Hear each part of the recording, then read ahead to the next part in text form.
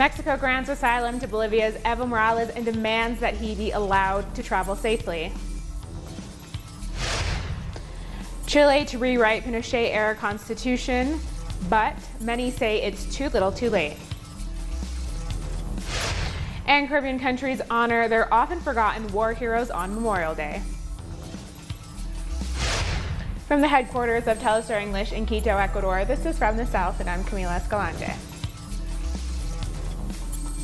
Mexico has granted political asylum to Bolivia's President Evo Morales, who was ousted in a coup on Sunday. The Mexican foreign minister made the announcement just over an hour ago. A few moments ago, we received a call from President Evo Morales in which he responded to our invitation and applied for political asylum in our country. Mexico's foreign ministry, with the agreement of the Interior Ministry, through the minister Olga Sánchez Cordero, has decided to grant political asylum to Evo Morales for humanitarian reasons and in virtue of the situation of emergency that Bolivia is facing and where his life and integrity is currently at risk. Our correspondent in Mexico City, Eduardo Martinez, has the details.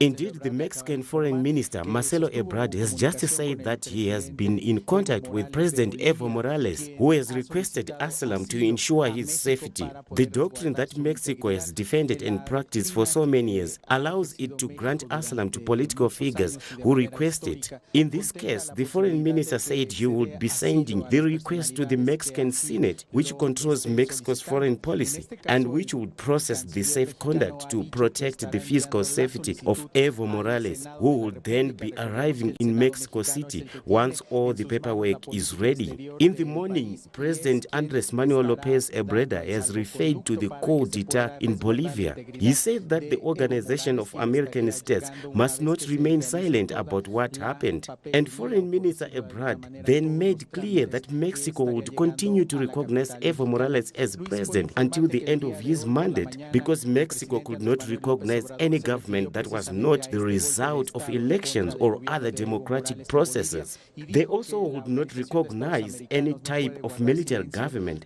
So the foreign minister says it will give more details later about Evo Morales' arrival in Mexico. One day after the coup that forced President Evo Morales to resign, Bolivia is in a state of limbo with a complete absence of government. The police have launched a new wave of repression in popular neighborhoods. Citizens mobilized to reject the coup in the city of El Alto and in other communities around La Paz. There are reports of 2 people being killed and others injured. Meanwhile, the vice president of the Senate, Jeanine Áñez, who is an opposition supporter, arrived in La Paz under military escort to call an extraordinary session of the Legislative Assembly. It's this assembly which is required to formally accept the president's resignation and nominate a new president. But the session was suspended. A number of supporters of Evo Morales, including mayors and members of the Electoral Court, have been detained. Several major social movements have made clear that they resist the coup. Henry Mamani, a representative of the Trade Union Confederation of Intercultural Communities, told the media that his organization would not accept the resignation of President Evo Morales. We, the intercultural family, will never go down on our knees. We will always stand and resist. So we call on our colleagues to stand up and mobilize permanently. We, as the Intercultural Confederation and family, won't accept the resignation of our brother president. For it is today or never, to live or to die, in defense of the Bolivian people and the democracy of the Bolivian people. The Bolivian people will not allow this coup and the far-right groups to get their way. We thank Bolivian citizens in El Alto for their support and mobilization. Also, our colleagues from the other organizations, and that's why we call on our colleagues for a national mobilization today. We aren't afraid of you, Mr. Camacho. You came here to carry out a coup d'etat, to discriminate against us, to divide us, to humiliate us. And we, the people, are here to say that you will never be our president, Mr. Camacho. The people will never accept you or someone like Carlos Mesa, who in that Black October himself killed people in El Alto. Leaders of Bolivia's main campesino movement, the CSUTCB, have declared that it is in a state of emergency in order to resist the right-wing coup. They have massacred the Bolivian people before, and now they are massacring the people again. We say stop. The CSUTCB today declares itself in a state of emergency, in a nationwide blockade. We have been peaceful. We have sought dialogue and unity. We have always been cautious, but now the glass has overflowed. So we communicate to all our regional organizations throughout the country that we are taking the measures that are needed. We have taken part in so many blockades, marches, hunger strikes, and other protests. We have brought down governments and dictators. Our regional organizations will select their strategic points and we will mobilize everywhere. Freddie Morales We are calling Asylum, for it represents Aymara blood, Quechua blood, Guarani blood. But these people like Camacho and Mesa have had our huipala burned, and that is just like burning an Aymara, Quechua or Guarani person. That's why we are calling for justice. He came here from Santa Cruz with the Bible, but he used it to step over our brothers and sisters, to discriminate them, to treat them badly.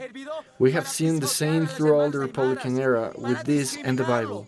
When Bolivia was at the worst of its days, it was the champion of corruption. So now the El Alto people have stand up, and those traitors cannot come back. That's why we are on a war footing.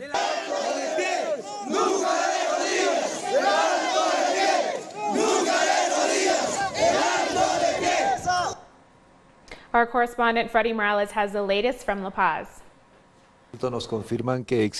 Journalists in El Alto, just outside La Paz, are telling us that many roadblocks have been set up there by residents who support President Evo Morales and reject the political situation which forced him to announce his resignation on Sunday. Here in La Paz, there is less and less activity, fewer people in the streets, less traffic. Some banks opened earlier but then shut their doors. The same is true of the shops, including small neighborhood stores.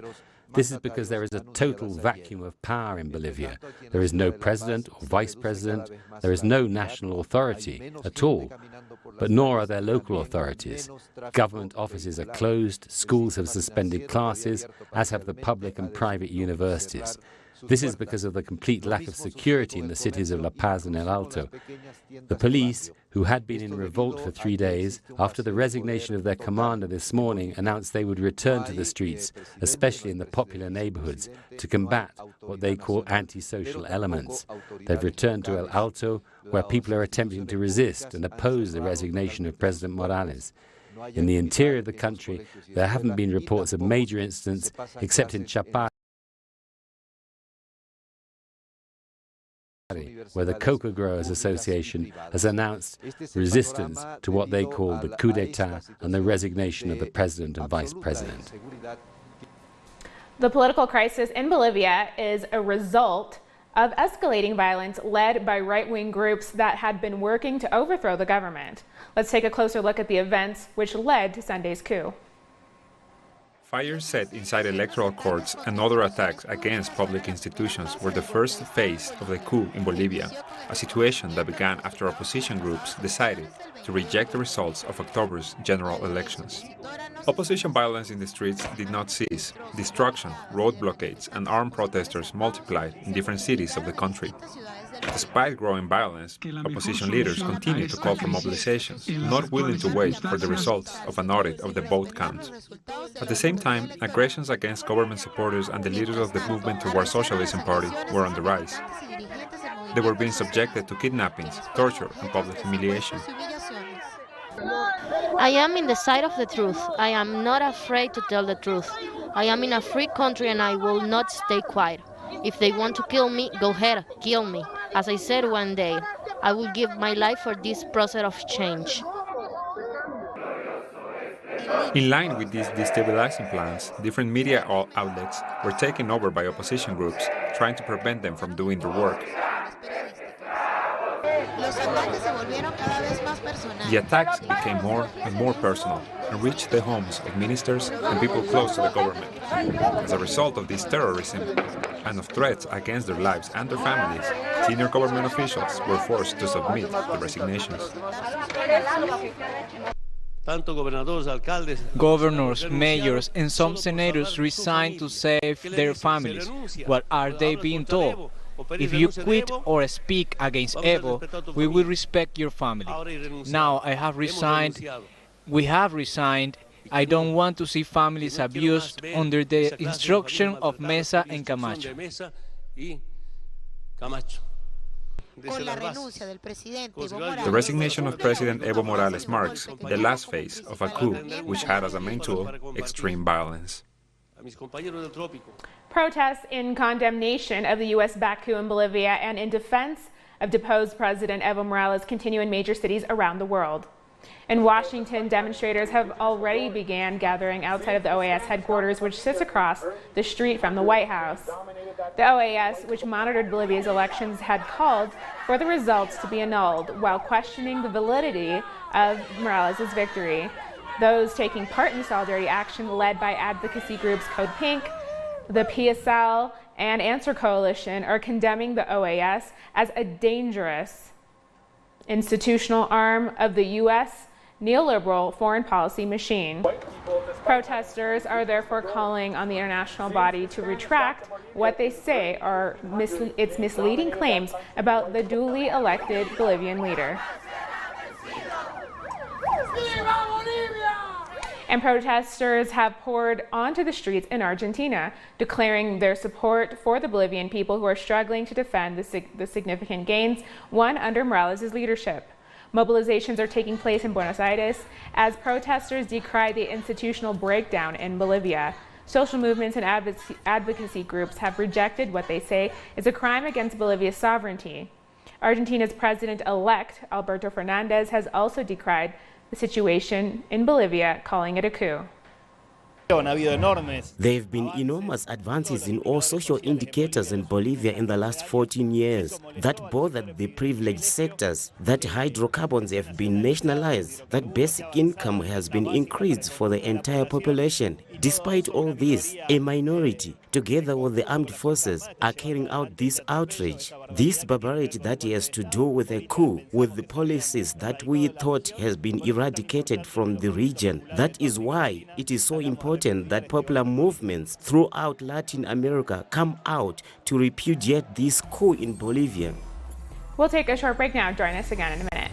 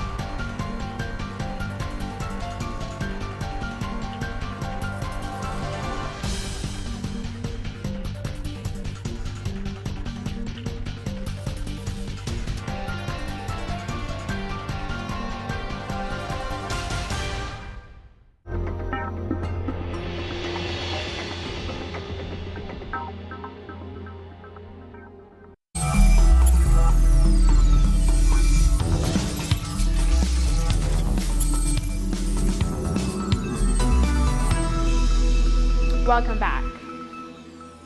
University students and teachers have halted traffic in Chile's capital, Santiago, with drivers having to pay a symbolic dance protest toll to be able to pass through. Instead of getting annoyed, many drivers joined the demonstration for a little while before returning to their cars. Meanwhile, in other cities, port workers, health workers, and other social movements were calling for a general strike across the country on Tuesday. Today is the 25th day of mass protests in Chile against the neoliberal policies of President Piñera's government. The Chilean government has agreed to write a new constitution to replace the existing one, dating back to the Augusto Pinochet military dictatorship. However, the government wants the Congress to lead the process of rewriting the constitution and not a constitutional assembly. It's a move that will likely upset protesters who have demanded direct involvement from the people in drawing up a new charter. They say it's either a constitutional assembly or nothing.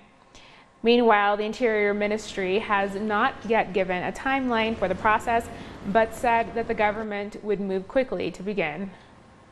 If they had that mentality and it's going to be beneficial for all the citizens, great. But if they are going to modify some part, it is not going to serve us at all. They have to change the whole constitution.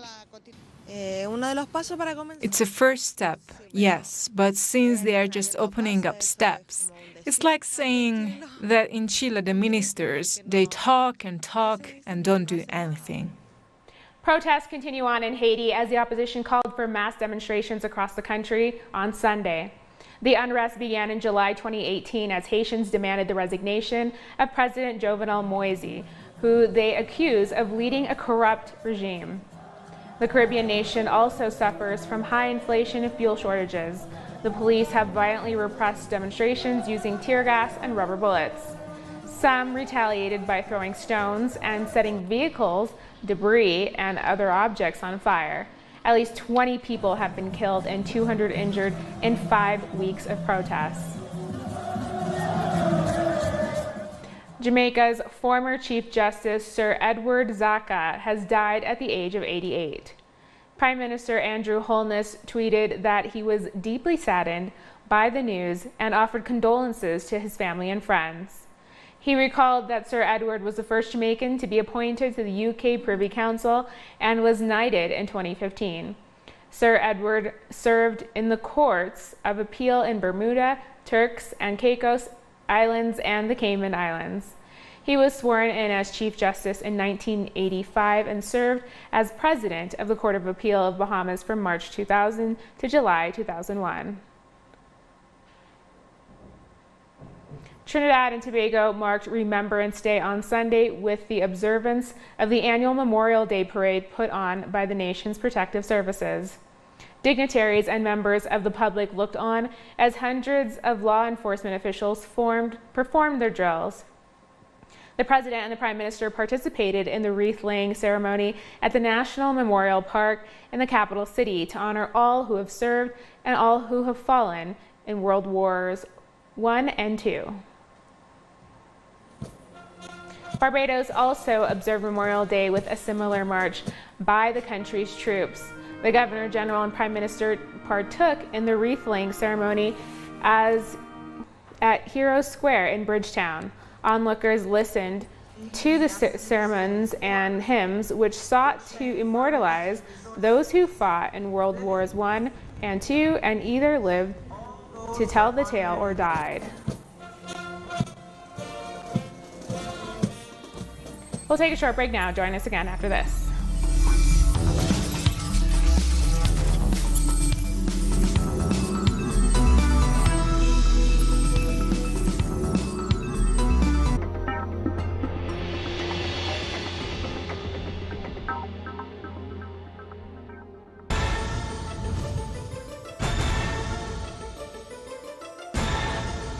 Who's moving the chessmen?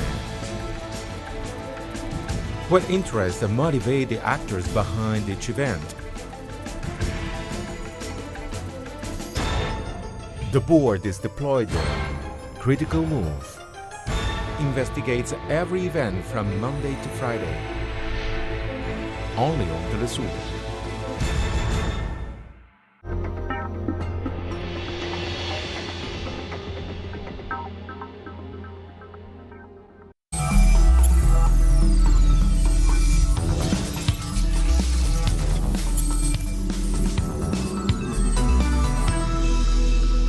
Welcome back. In Spain, the Socialist Party, Prime Minister Pedro Sanchez won the highest number of seats, but fell short of an absolute majority at the repeat general election on Sunday, with the far-right Vox Party doubling its seats in the parliament. A long-standing government deadlock appears no closer to an end. At the moment, the right-wing opposition is, through the results they have achieved, the Popular Party and the Vox. It is they who can block us and the rest of the parties, apart from the independentists who are a separate issue. We hope they contribute to breaking the deadlock. In the Democratic Republic of Congo, the Ebola epidemic has been an international health emergency since July. Although new cases are reported every day, the response teams have great difficulties implementing strategies to follow up on cases of vaccination. Investigating the most recent resistance of the Ebola virus is an opportunity to end the danger posed by the epidemic and start building for tomorrow. After being discharged, Little Muhindo parades in Biakato mines so that everyone gets involved in ending the Ebola outbreak. There is medicine. There is a vaccine. The child was burning up, but instead of following the behavior of the Mupanda neighborhood, I decided to go to the Mangina treatment center, and we heal. If you feel sick, you should go to the doctor. This is one of the affected neighborhoods where rumors circulate against response teams. But today, the neighborhood is recovering a survivor and consolidating its involvement in the fight against the virus. The coordination of follow-up treatments, communications, vaccinations, disinfecting, psychosocial support and security are done in the fort of Biakato. Since mid-September, after a new wave of the epidemic hit, their work has advanced slowly because of indeterminate accusations and threats against the security of the teams. When we go to the field, people don't want us there. They ignore the nature of the epidemic. They believe that the response teams bring the disease. This mother shows up today at the Transit and Isolation Center. She was in contact with 2 children who had the virus and was vaccinated on the 16th. On the 19th, she became ill and escaped to a place where response teams don't arrive. But she's returned. The laboratory confirms that she is ill with Ebola. She will be moved to the Maninga treatment center, 2 hours away by motorcycle. She's helped by 2 people who have been cured of the disease. We studied Ebola in college. When those who have made contact with someone with a confirmed case are identified, a vaccination team goes to the affected home. If you reject the vaccine, you will see a lot of people will get ill and will start spreading the disease. Those who take the vaccine get ill. Why do you want us to obey you? He is white. He is not stupid enough to come here to receive death. The vaccine doesn't work against those who have the virus in incubation. Immunization cannot start until 10 days have passed, according to studies. They are afraid to die because they have seen a lot of people who have gone to the hospital and died. The development of community assemblies is breaking down barriers and putting on the table issues that have so far hindered healing. People say that each agent receives $20,000 to come here. Humanitarian principles are not respected by agents working on the epidemic response. When a family resists, they are told that their doors will be closed and they will die. Moms who agree to go to the treatment center don't come out of there. The whole community has been affected by the virus and suffers the loss of many. This is one of the health centers preferred by the population. The government and their partners have made improvements here, but hundreds of other centers just like this still hope to help with the lives of farmers. It is the obligation of communities to end the epidemic by appropriating prevention measures. But the government also has an obligation, and that is to use millions of dollars that come in to fund the Ebola response in order to strengthen the national healthcare system. They were willing to receive the vaccine today, but have just learned that their mother died at the treatment center. They are now orphans. The quarantine continues, but now they are aware of the danger that gives them a decisive principle to fight against Ebola. We've come to the end of this news brief. You can find these and many other stories on our website at tellustenglish.net. And join us on social media, Facebook, Twitter, and Instagram. For Tell Us Their English, I'm Camila Escalante. Thanks for watching.